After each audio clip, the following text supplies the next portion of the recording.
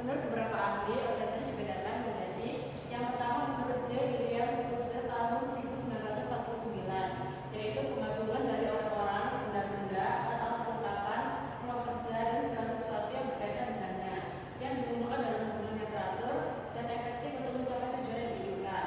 Kemudian menurut John D. Millett tahun 1924, organisasi yaitu suatu sistem mengenai penugasan pekerjaan di antara kelompok orang yang mengkhususkan diri dalam tahap khusus dari suatu tugas bersama. Lalu selanjutnya ada dari Ernest Gale tahun 1992, organisasi yaitu proses perencanaan. Ini berkaitan dengan hal menyusun, mengembangkan, dan memelihara suatu struktur atau motif hubungan-hubungan kerja dari orang-orang dalam suatu badan usaha. Dan yang terakhir adalah Oliver Sheldon tahun 1923, yaitu organisasi adalah proses penggabungan pekerjaan yang para individu atau kelompok-kelompok harus melakukan dengan bakat-bakat yang diperlukan untuk melaksanakan tugas-tugas sedemikian rupa, memberikan saluran terbaik, sebuah yang efisien, sistematis, positif, dan terkoordinasi dari sesuatu yang tersedia. Next. Lalu kesimpulannya adalah organisasi adalah sekumpulan dua orang atau lebih yang berkumpul untuk menyusun dan mengembangkan suatu struktur dari usaha atau tujuan yang dicapai dapat terlaksana secara efisien, sistematis, positif, dan terorganisasi yang dibatasi dengan aturan tertentu. Next. Lalu tujuan dari organisasi yaitu mencapai visi dan misi, melayani pihak-pihak yang berkepentingan, menciptakan nilai berupa dampak sosial baik secara komersial maupun non komersial, mencapai keberlanjutan dan kesejahteraan anggota. Lalu manfaatnya yaitu mencapai tujuan kolektif, peningkatan efisiensi pembagian tugas, pengembangan kompetensi, menyediakan jaringan sosial dan profesional, lalu menyediakan stabilitas dan keamanan. Next. Prinsip dari organisasi. Menurut Henry Fayol, prinsip pertambangan dari Prancis terdapat 14 prinsip organisasi, yaitu yang pertama bagian kerja, pengelolaan tanggung jawab, disiplin, satuan komando, satuan langkah, subordinasi pimpinan di bawah pimpinan pada umumnya, pemberian hadiah, sentralisasi, hierarki, ketertiban, kesamarataan, stabilitas daftar pegawai, inisiatif, dan yang terakhir kesatuan jiwa korps. Next.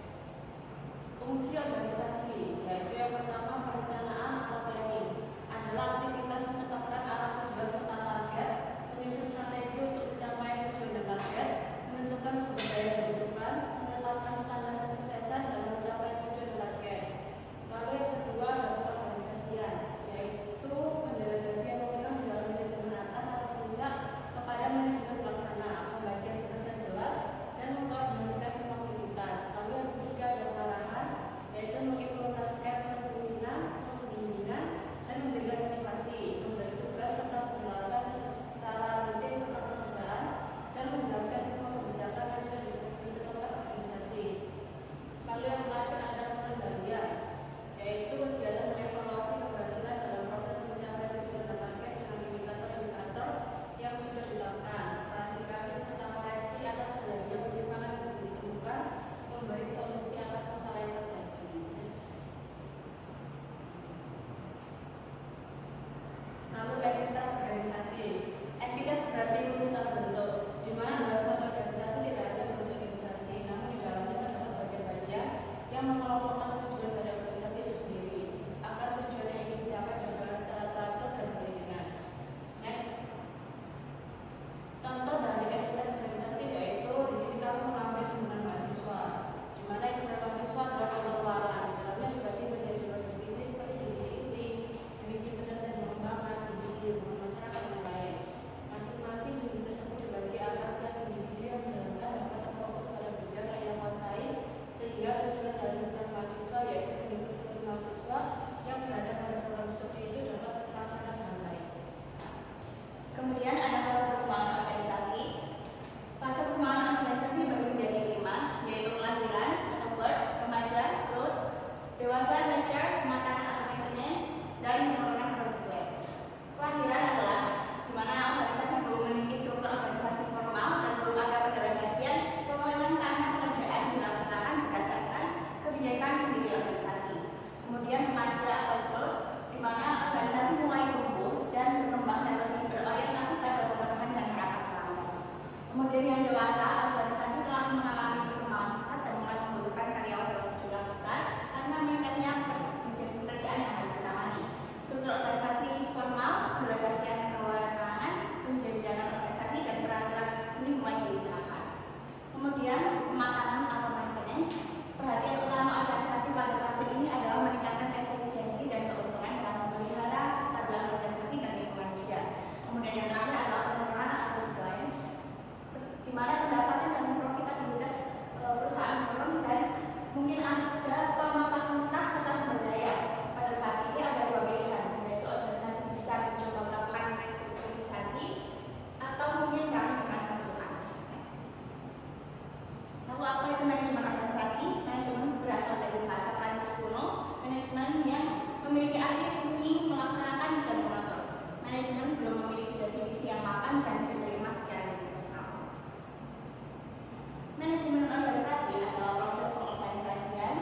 perencanaan, memimpin dan mengendalikan sumber daya dalam suatu entitas dengan tujuan keseluruhan mencapai tujuan.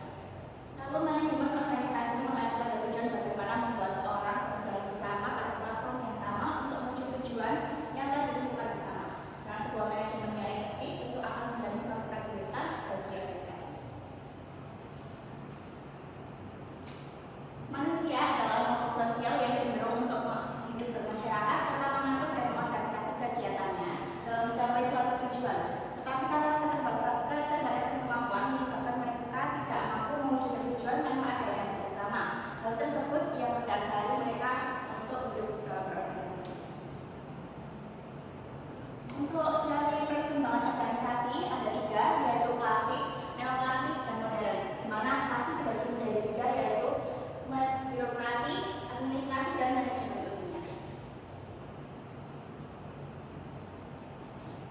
Berikut adalah penjelasan mengenai perkembangan pengelolaan manajemen industri. Yang pertama, teori organisasi klasik, disebut juga teori tradisional yang berkembang mulai abad 19 atau tahun 1800-an.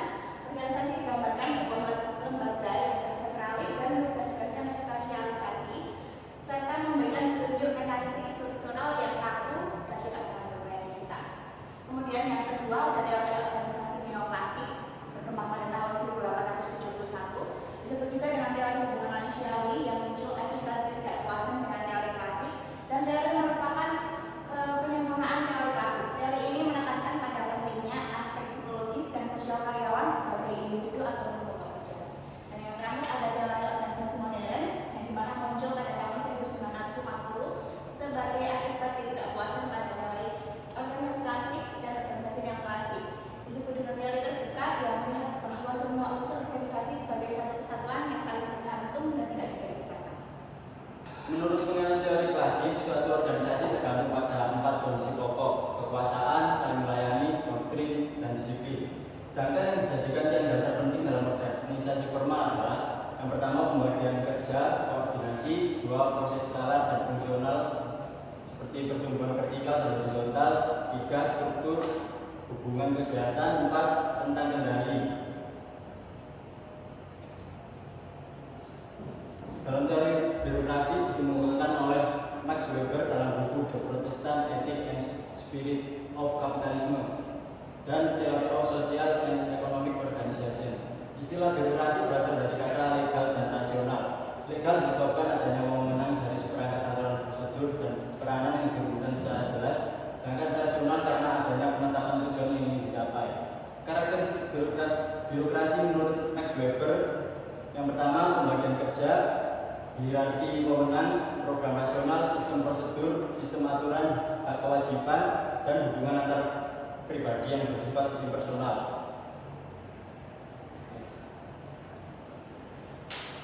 Sedangkan teori administrasi menurut Henry Fayol tahun 1841 sampai 1925, seorang industrialis asal Prancis tahun 1916 menulis sebuah buku Administration Industrielle et Générale, diterjemahkan dalam bahasa Inggris 1926 dan baru dipublikasikan di Amerika pada tahun 1940. Beberapa kaidah manajemen menjadi teori administrasi, yaitu yang pertama pembagian kerja, 2 wewenang dan tanggung jawab, dan yang ketiga disiplin. James Dimani and Ellen Reilly pada tahun 1931 menerbitkan sebuah buku Onward Industry. Inti dari perangkat mereka adalah koordinasi merupakan faktor terpenting dalam perencanaan organisasi. 3 prinsip yang harus diterapkan dalam sebuah organisasi menurut mereka adalah: yang pertama prinsip koordinasi, yang kedua prinsip skala dan hierarkis, yang ketiga prinsip fungsional. Manajemen ilmiah sendiri adalah penerapan metode ilmiah pada studi, analisa, dan perencanaan organisasi. Dikembangkan pada tahun 1900 oleh Frederick Winslow Taylor dan dibagi menjadi 4 kaidah manajemen, yaitu menggantikan metode kerja dalam praktek dengan metode atas dasar ilmu pengetahuan, mengadakan seleksi, latihan, dan pengembangan karyawan, pengembangan ilmu tentang kerja, seleksi, latihan, dan pengembangan secara ilmiah perlu diintegrasikan. Yang terakhir, perlu dikembangkan semangat dan mental karyawan untuk mencapai manfaat manajemen ilmiah. Selain neoklasik, aliran yang berikutnya muncul adalah aliran neoklasik, disebut juga dengan teori hubungan manusiawi. Teori ini muncul akibat ketidakpuasan dengan teori klasik dan teori merupakan penyempurnaan teori klasik. Teori ini menekankan pada pentingnya aspek psikologis dan sosial karyawan sebagai individu ataupun kelompok kerja. Munculnya teori neoklasik diawali dengan inspirasi percobaan yang dilakukan di pabrik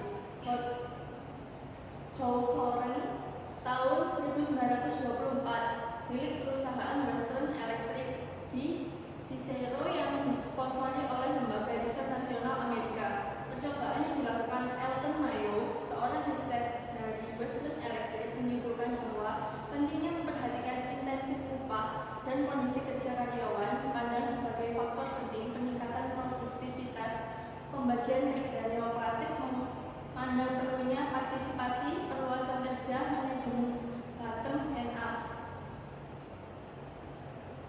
Teori modern. Teori ini muncul pada tahun 1950 sebagai akibat ketidakpuasan dua teori sebelumnya, yaitu klasik dan neoklasik. Teori modern sering disebut dengan teori analisa sistem atau teori terbuka yang memadukan antara teori klasik dan neoklasik. Teori organisasi modern melihat bahwa semua unsur organisasi sebagai satu kesatuan yang saling bergantung dan tidak dipisahkan. Organisasi bukan sistem tertutup, tetapi organisasi merupakan sistem terbuka yang berkaitan dengan lingkungan, dan apabila ingin bertahan hidup, maka ia harus bisa berpartisipasi dengan lingkungan. Berikut perbandingan ketiga teori tersebut. Teori klasik sendiri memiliki perbandingan manusia adalah sebagai makhluk rasional, mampu menentukan anatomi organisasi, fokus perhatiannya terhadap anatomi organisasi atau jumlah personil organisasi disebutkan sebagai sistem tertutup. Teori neoklasik, makhluk sama dengan makhluk sosial, tidak mampu menentukan anatomi organisasi, fokus perhatiannya adalah hubungan antar manusia, organisasi, sistem tertutup. Teori modern, manusia tidak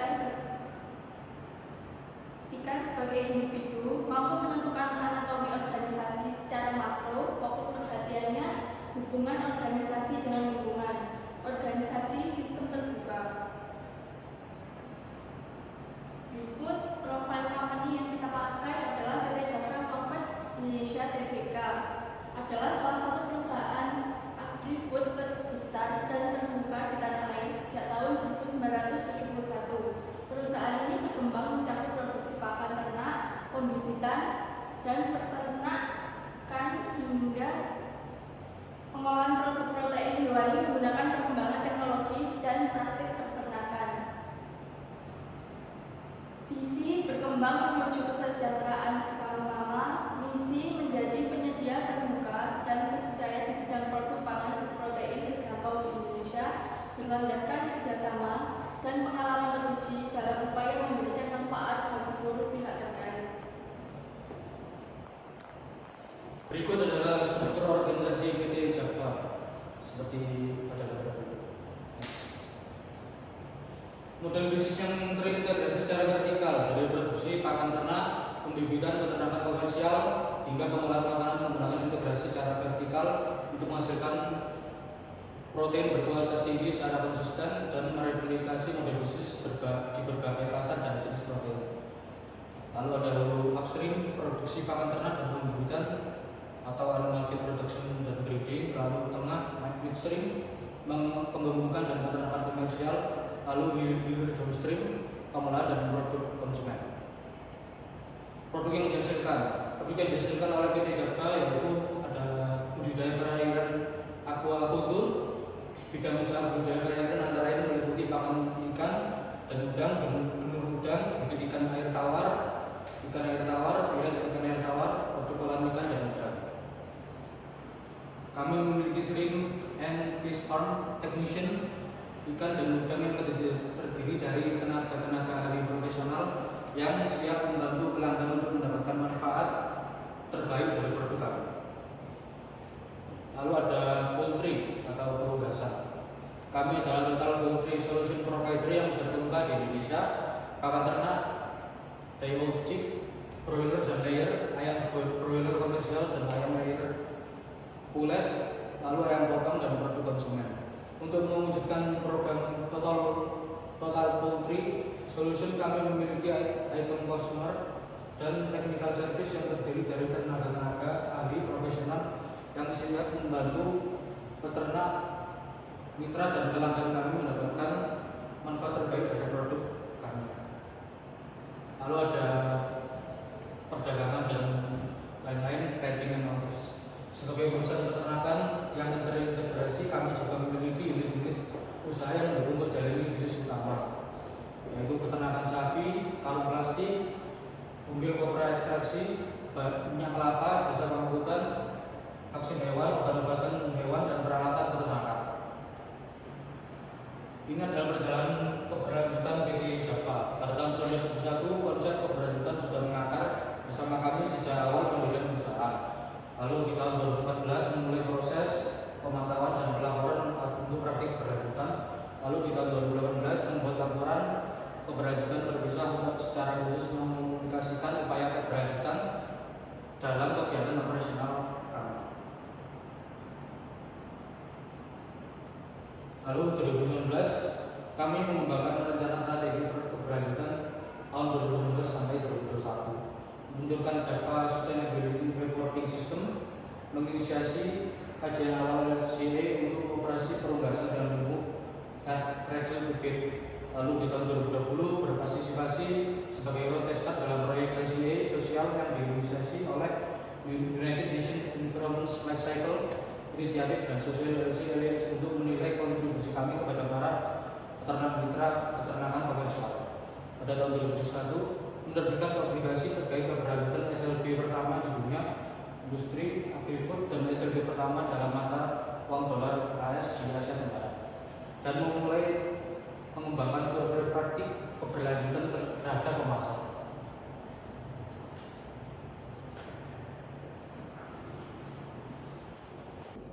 Sekian video penjelasan mengenai organisasi dan manajemen industri serta perusahaan yang kami presentasikan. Apabila ada kesalahan, mohon maaf. Kami ucapkan Assalamualaikum warahmatullahi wabarakatuh.